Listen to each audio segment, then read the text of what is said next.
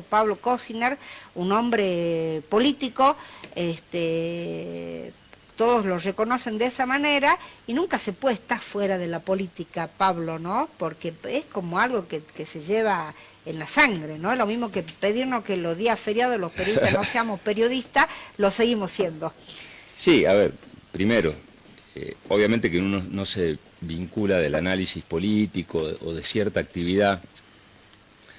Sí se puede estar sin cargos. Sí, que es otra cosa, es como es su caso. Creo que se puede estar sin cargos y es bueno también estar un tiempo, ¿no? Yo terminé el año 2019, a fin de año, cuando terminé mi mandato de diputado nacional, y a partir de esa finalización de mandato tomé la decisión de no ocupar cargo. He tenido algunos ofrecimientos, incluso para ser candidato hace 2 años en las elecciones locales, pero entendí que debía tener un periodo de poder reflexionar y seguir vinculado a la actividad política, pero desde otro... También tuvo ofrecimiento para ser funcionario, tengo entendido. He tenido algún que otro, alguna charla, ofrecimiento, pero bueno, yo me había propuesto 4 años de no, por lo menos de no tener ningún tipo de cargo. He recuperado mi actividad profesional, comercial y creo que también he hecho un poco de estudios desde mi profesión, que creo que viene bien para actualizarse. Pero bueno, uno no se desvincula, como decís vos, ¿no? No, no se desvincula nunca. A lo que pasa que sí es verdad que es muy difícil proyectar una actividad política profunda en la provincia cuando vos todavía no tenés las reglas de juego de cómo va a ser el proceso electoral, algo que... Aparte que usted dice el proceso electoral de Salta. Sí. Si hay pasos, si no hay pasos. Primero, todo el proceso, porque nosotros veníamos de una costumbre en la provincia que es la estabilidad institucional en cuanto a la materia electoral, ¿no? Algo que te permite que cuando las reglas de juego van a estar claras, discutís desde otro lugar, ¿no? Si vos sabés cuál es la manera en que se va a votar, cuál es el sistema electoral, si hay paso, si no hay paso, vos no te detenés en discutir estas cuestiones que tienen que ver más que todo con el poder. Podés discutir cosas de fondo, ¿no?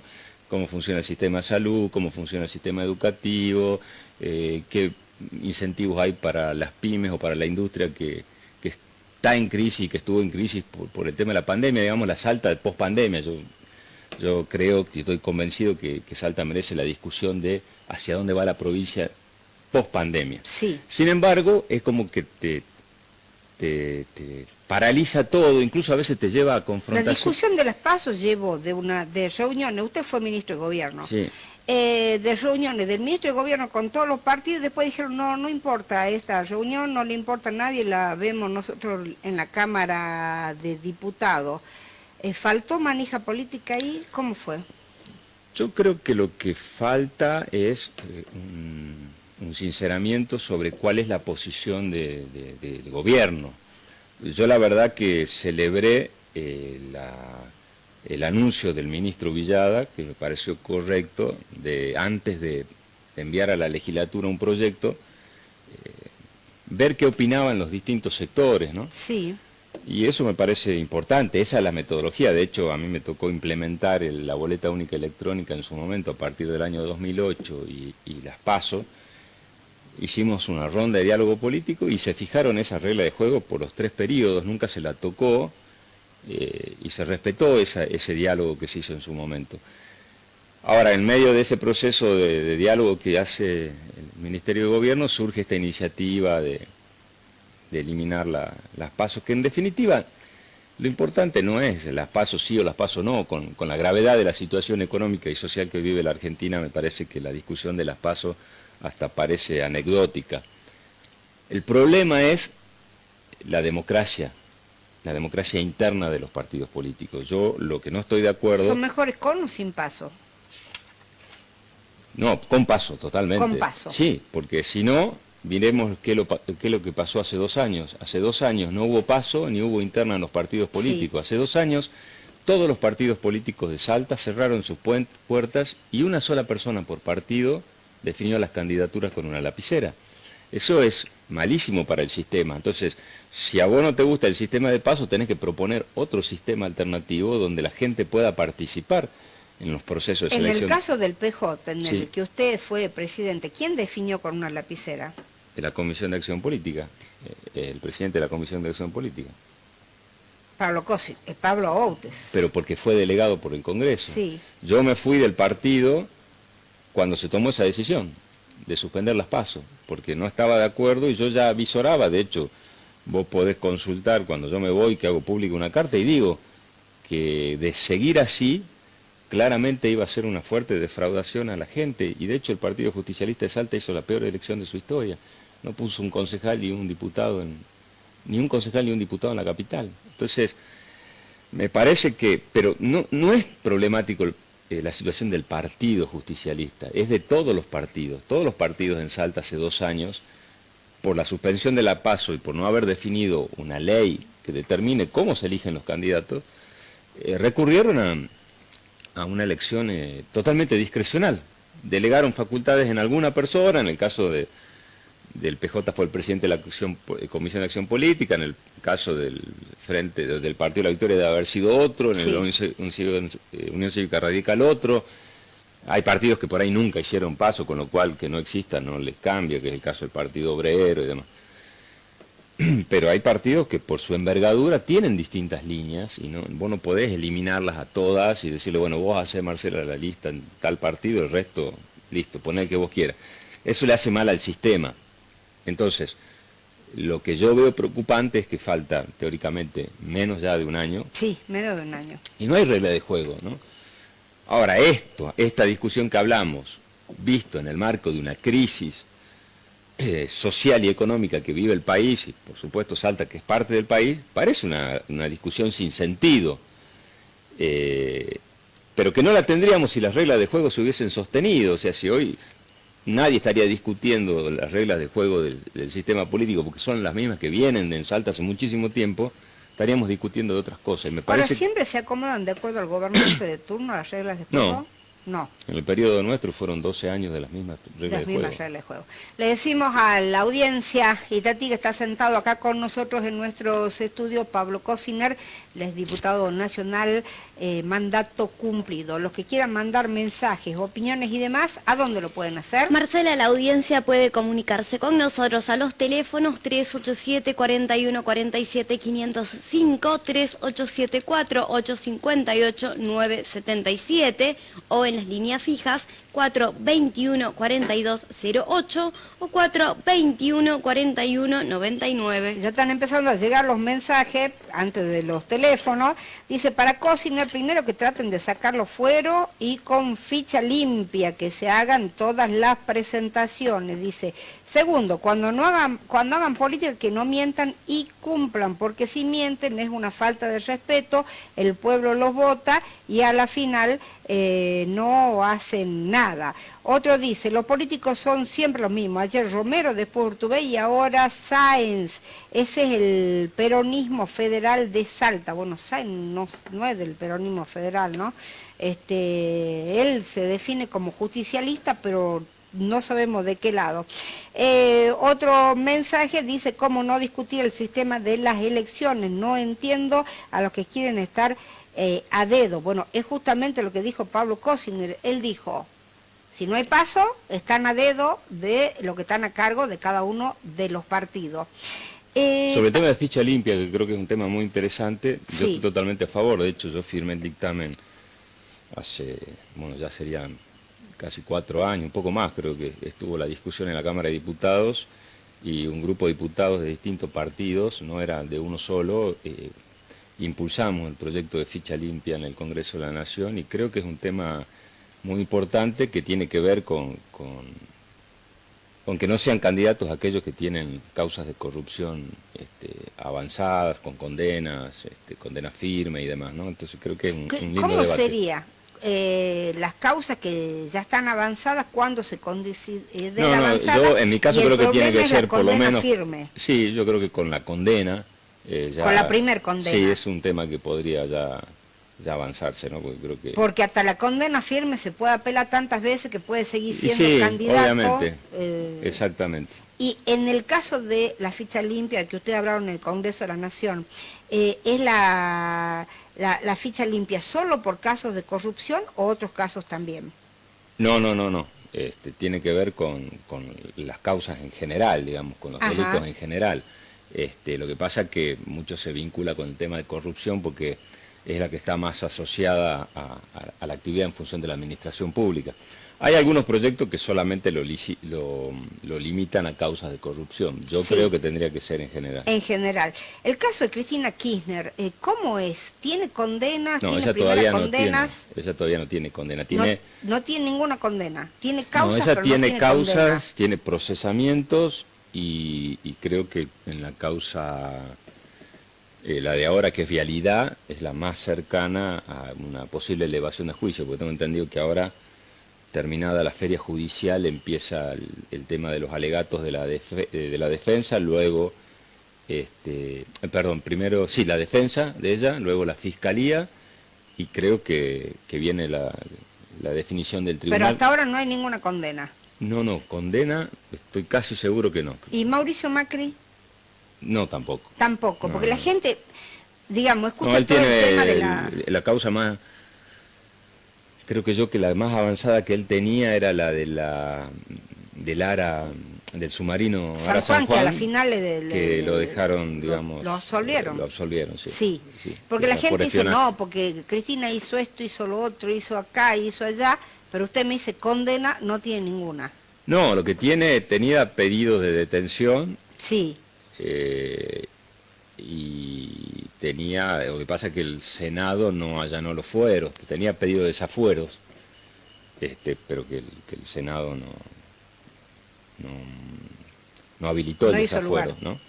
Igualmente el fuero no te inhibe la posibilidad de el juicio, incluso la condena. Claro, o sea que tenga fuero el tema del fuero donde Sí. se complica cuando ya hay una orden de detención. Claro. Pero yo creo que es un tema que debería reverse en una eventual reforma constitucional, porque los fueros, como tienen un raigambre constitucional, son irrenunciables. Entonces, pero yo creo que en algún momento, si se reforma la Constitución Nacional, es un tema que hoy... El único fuero que se justifica por ahí es el de opinión, ¿no? Claro, que no te presione nadie. Que no te presione nadie para opinar. Para opinar. Que es otra cosa. Pero Los no demás... el de arresto, creo que no tiene ningún tipo de justificativo hoy. Seguro. Pablo, ¿en qué lugar está usted en estos momentos en la provincia de Salta y en qué lugar electoral? Yo decía, nosotros hicimos una entrevista a Cristina Fiori y ella dijo, vamos a hacer un frente, vamos a trabajar juntos con Cosiner, con Urtubey, con Martín Grande. Vino Martín Grande y dijo, no, yo con Urtubey, ni Cosiner, ni Fiore no trabajo. ¿Dónde está usted? ¿Con quién quiere trabajar? ¿Qué es lo que quiere hacer? Yo veo desde otro lugar lo que es la construcción de las coincidencias, ¿no? En función de las personas. Yo no puedo decir, yo estoy construyendo o sí o no con Marcela Jesús, si no me senté con Marcela Jesús antes a ver qué es lo que piensa. Claro. ¿No? Entonces me parece que uno de los inconvenientes que tiene la política de hoy es priorizar eso, con quién estás, sin saber si con esa persona coincidís o no, porque por ahí la conocés pero nunca te sentaste a dialogar, o por ahí tenés prejuicios por construcciones históricas. A ver, yo me considero parte de un equipo de compañeras y compañeros que hemos trabajado juntos durante la gestión del ex gobernador Urtubey y que seguimos vinculados y que estamos dialogando con muchos actores de la sociedad, no solamente de la dirigencia política, gremial, empresarial, para ver si coincidimos en una idea de la construcción de una Salta, como digo yo, de la pospandemia, ¿no? Que Salta empiece a discutir las cuestiones de fondo vinculados a temas estructurales que la pandemia también nos ha demostrado que hay que cambiar, entre ellos el sistema de salud, el sistema educativo, los incentivos a la actividad productiva, industrial, cómo generar crecimientos genuinos de la provincia.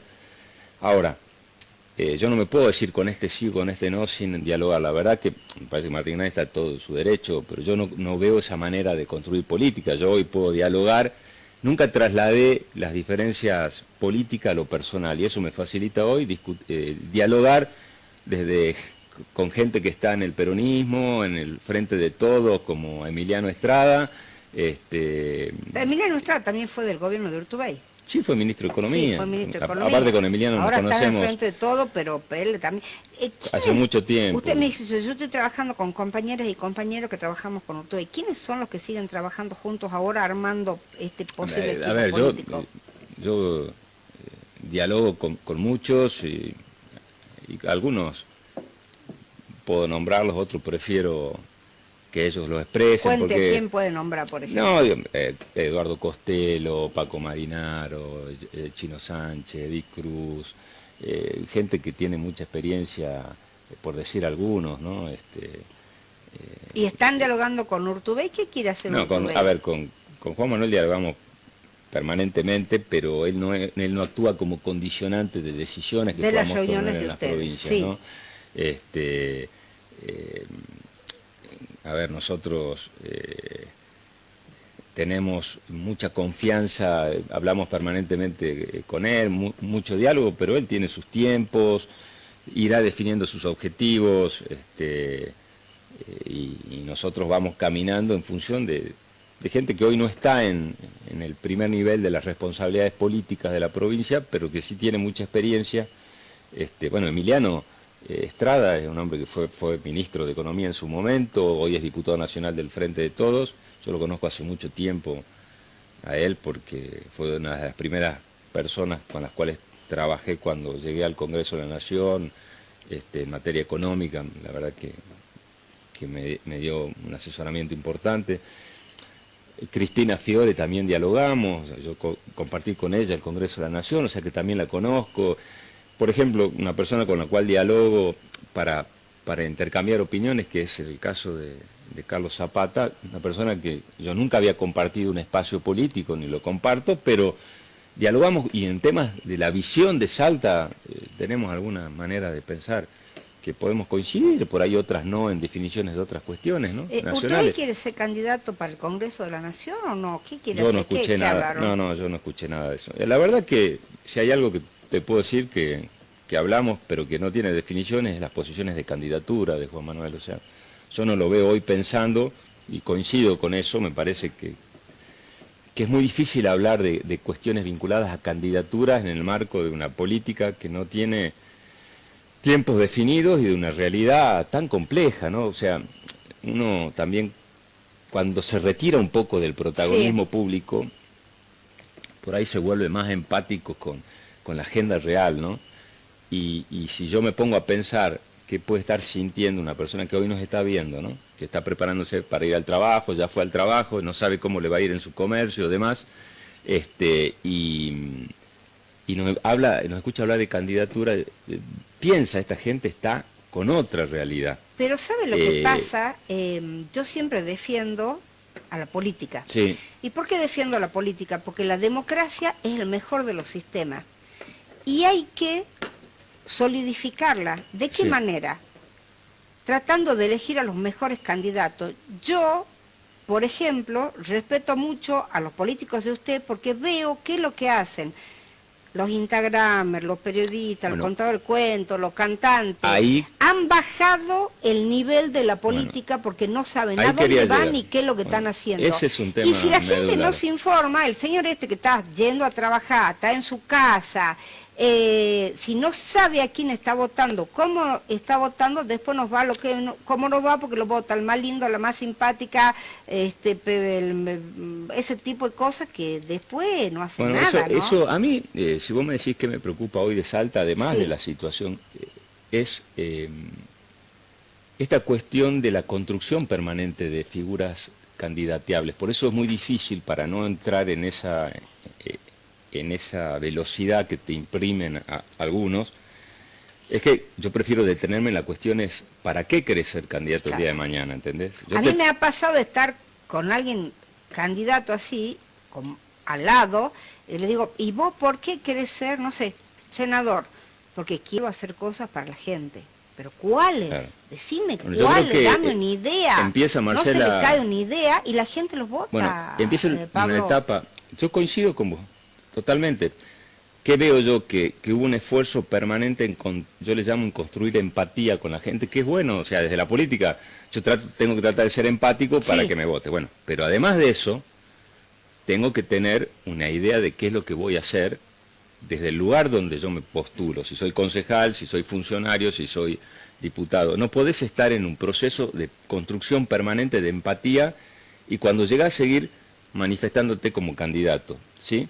Y creo que hace 2 años, por eso yo decidí tampoco tener candidatura hace 2 años, hubo una exacerbación de lo que es el proceso de mostrarse, como yo me quiero mostrar como es la gente, ¿no? Claro. Entonces voy y hago fitness en una plaza, o voy y me muestro cantando en otro lugar, o voy y me muestro en un carrito de empanadas comiendo, y me voy.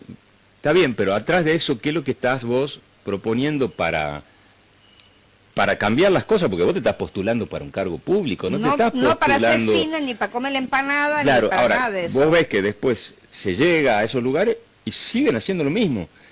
Entonces digo, no, muchachos, es verdad que en la política cuando vos ya entrás, te embarrás, en el sentido de decir, entrás en las disputas, porque Sí, vos sí. tenés que plantar una posición sobre algo y seguramente capaz que yo digo, mira, el vaso tiene que estar un poquito más acá, y vos me decís, no, Pablo, yo el vaso creo que tiene que Y estar acá. podemos discutir al respecto. Y podemos discutir. Pero tenemos que saber por qué queremos el vaso acá. Exactamente. Ahora, si vos, vos decís, ay, qué lindo vaso, hermoso vaso, mira con el vaso, mira cómo Una agarro foto el acá. vaso, y listo, está bien, ¿viste? Todos sabemos que es vaso. Ahora, ¿qué querés hacer? Bueno, yo creo que eso baja el nivel de la discusión. Sí. Eso creo que lo que vos dijiste un poco al pasar es medular hoy en la provincia, porque si vos decís, el sistema de salud, ¿está bien o está mal? Está mal. ¿Por qué? Porque los hospitales se quejan de que no tienen profesionales, porque el presupuesto, porque esto, porque lo otro, porque la pandemia demuestra... Bueno, listo. ¿Cómo cambiamos el sistema de salud? Yo creo que hay que descentralizar, por ejemplo, ¿no? Creo que hay determinados niveles de la salud pública que ya no se pueden seguir manejando desde un ministerio que está a 400 kilómetros, 300 kilómetros, 200 o 150, y los centros de salud que tienen los insumos necesarios, creo que habría que descentralizar en los municipios, con transferencia de partidas, con un buen sistema de auditoría. Digo, bueno, ¿discutamos descentralización o no discutimos la descentralización de la salud? Lo mismo que el sistema educativo, lo mismo que la reforma tributaria para alimentar, digamos, inyección hacia la pequeña y mediana empresa, una serie de cuestiones. Bueno, ahora, ese nivel de discusión yo no lo veo, y veo un esfuerzo de seguir construyendo imágenes para eventuales candidaturas. Entonces la discusión en Salta pasó a ser permanentemente electoral. Si yo me siento ahora acá y te digo a qué quiero ser candidato, estoy entrando en ese juego. Yo definiré en su momento si voy a ser candidato, para qué. Pero quiero aprovechar todo el tiempo que se me pueda dar en los programas o demás, como vos que me invitan, para generar esta discusión. ¿Qué queremos de Salta? En Salta se va a elegir gobernador y se van a cambiar la mitad de las cámaras. ¿Para qué? ¿Solamente para una cuestión de poder o para cambiar realmente las cosas que están complicadas? Digo, yo vi que los gobernadores firmaron el apoyo a un proyecto de ley modificación de la Corte con 25 miembros. Sí. ¿Ese es el modelo de justicia que queremos también para las provincias? ¿Creemos que un país va a ser más federal porque te prometan un miembro de la Corte ¿Usted a qué nivel que es un desastre? Que es un desastre, o sea, no podemos tener una Corte de 25 miembros. O sea, es acomodar la justicia para las causas que están en trámite. O sea, no hay antecedentes de estructuras judiciales que funcionen bien con, digamos, la representación federal de un país está en la Cámara de Senadores, no está en la justicia. La justicia no es... La justicia tiene ámbitos federales, ámbitos provinciales de actuación, que es la justicia federal, la justicia ordinaria. La Corte no se estructura en función de una representación federal. Después vos podés decir, che, en la Corte, que tiene 9 miembros, o 7, de acuerdo a la estructura, voy a tratar de poner 2 o 3 jueces del interior, respetar el cupo, es otra cosa. Pero le digo, me quedan un montón de preguntas y tengo un montón de mensajes. Vamos por la primera. Dale, vamos. Usted me dijo, yo estoy de acuerdo ahí en algunas cosas con Emiliano Estrada. Emiliano Estrada dijo que estamos en una época como la de Alfonsín. ¿Usted coincide con eso? Hablando con gente el fin de semana me dijo, me fui a Jujuy, y volví, en la época de Alfonsín en la nafta había aumentado un 500% y tuve que dejar de trabajar con el vehículo porque no podía ponerle nafta. Estamos en un proceso parecido a una etapa, ¿no? Obviamente si vos llamás igual a la época de Alfonsín, el porcentaje de inflación que vos tenías a veces llegó a tener hasta 200% mensual. Pero eso asusta a la gente. Está bien, pero sí, el comienzo del desgaste de Alfonsín en lo económico empezó por falta de productos, por remarcaciones cada vez más frecuentes, empezó cada 15 días, después cada semana, después a veces, vos recordarás, que para comprar aceite tenías que ir al comienzo del día, porque si ibas a la mitad del día ya no había, o había... la falta, vos no podías elegir en góndola qué producto querías porque empezabas a tener de una sola marca, de segunda marca, de tercera marca, las primeras marcas las guardaban. El proceso inflacionario obviamente comenzó... Ahora, en la época de Alfonsín, y si vamos a la de la Rúa... No estamos igual que cuando cae Alfonsín. Bueno, pero cuando estamos uno inicialmente habla de la a un proceso. Época, dice, igual... en esa época, yo recuerdo perfectamente las 2 épocas, no había que comer. Ahora tenemos los hoteles llenos, los espectáculos llenos, la canta llena, todo eso. Cuando uno va a esos lugares, porque ya está la comida salvada. Si en no, algunos casos sí, en otros casos... O sea, ¿cómo se entiende eso? Se entiende Pablo? también que la gente sabe que si se queda con la poca plata que tiene en el bolsillo, al otro día vale menos. Pero entonces, si vos no tenés la comida, la plata esa la usás para comida, no la usás para irte... O sea, esa plata te sobra. Sí, pero la podés meter en dólar, la podés meter... hablamos, por ejemplo... Pero en cuánta gente, por más que esté en la cancha llena, cuando tenés un espectáculo... Y por más que tengas algunas ciudades... Las vacaciones de los chicos, no se podía ir al cine porque no había entrada. O sea, cuando un país está mal, como en la época de la Rúa, como en la época de Alfonsín, anoche estaba con Sergio Terán hablando en su programa, él me dice, sí, el que tiene plata ahora no quiere comprar dólares porque sale 300 y moneda, entonces lo dedica a la construcción. A mí, yo lo veo del otro lado, me encanta, porque si el que tiene plata compra dólares, no beneficia a nadie, solo a él mismo. Pero si el que tiene plata lleva la plata para la construcción, hay empleados, hay gente trabajando, los corralones tienen ingresos, sí, pero los ¿sabes qué pasa, Marcela? El problema no es continuar. solamente si se venden materias. No sé si es solamente compra y vender dólares en la vida. No, pero aparte el mercado que se trabaja con la compra y venta de dólares es minoritario. El problema es que eso impacta, o sea, es verdad y no es verdad lo que dice Cerruti. Cerruti dice, el mercado, la gente que compra y vende dólares es minoritario, es verdad. Sí. Ahora, la variación del dólar es se tanta... Se habló de 3 millones contra 1.000 millones. Bien, pero la variación del dólar es Jorge. tanto que ese pequeño mercado modifica hasta el precio del pan. Claro, hay mucha especulación. Entonces ahí también, es donde impacta no sé en la si todos gente. los ingresos de lo que hacen pan viene con dólares.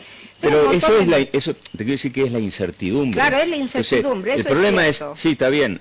Hay gente que deriva, por ejemplo, su ahora, ahorro en la construcción, pero hoy tenés problemas de... Le tienen que echar más leña al fuego, como lo que dijo Estrada, che, estamos en la época de Alfonsín, entonces todos pensamos ya que nos estamos muriendo. Yo me parece que es figurativo, no es, a ver, no es la época cuando tuvo que Alfonsín adelantar elecciones, pero sí es el mismo proceso de inicio. Entonces, si sabemos la historia argentina, lo que ha sucedido... ¿Cómo cree que seguimos, según su experiencia política? ¿Cómo tendríamos que seguir? ¿O cómo cree que seguimos? ¿El gobierno nacional le tiene un poquito de fe o no le tiene nada?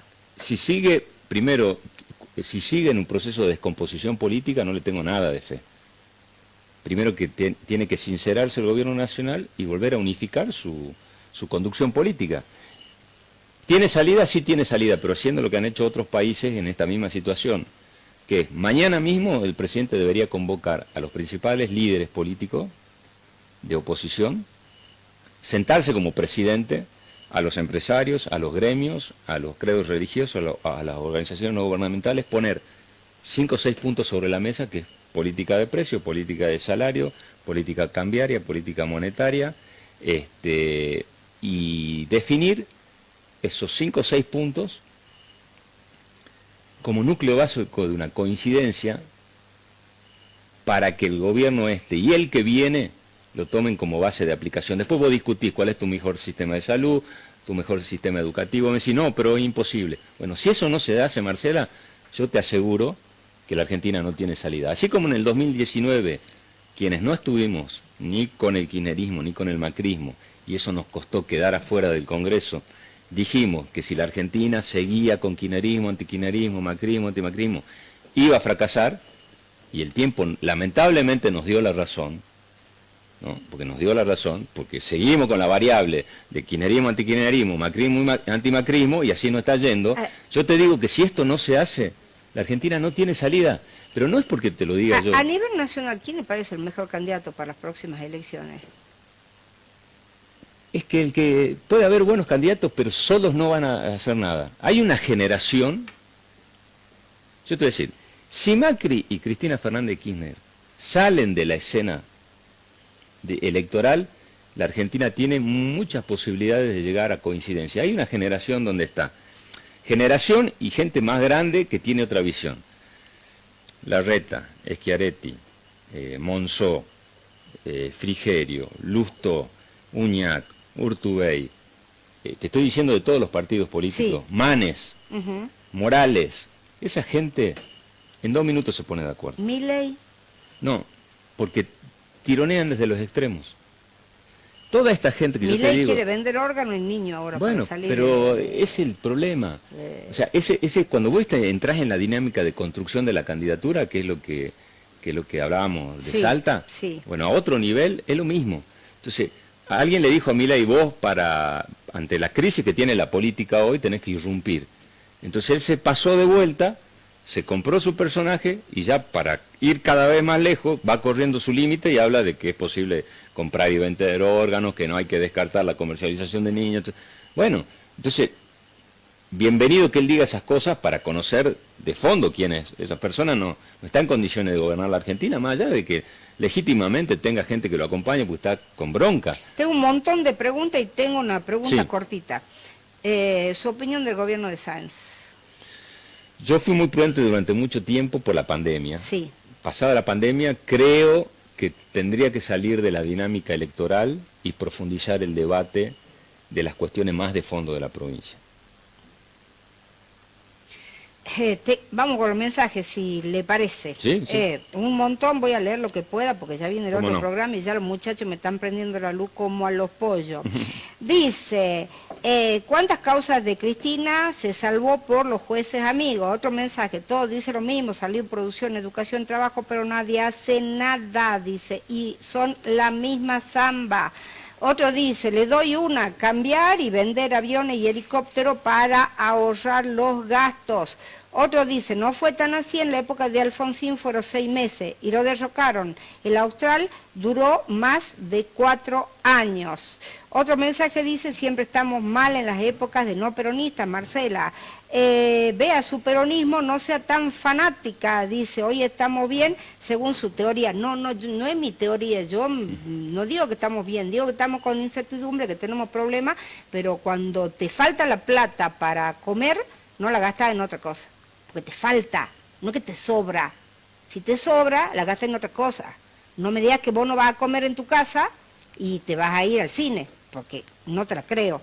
Otra dice, Urtubey, vamos Pablo, dice, un bueno para nada que dejó la provincia a la miseria. Otro, la causa de vialidad es un invento para proscribir. La Macri no tiene problema porque los miembros de la Corte son sus empleados.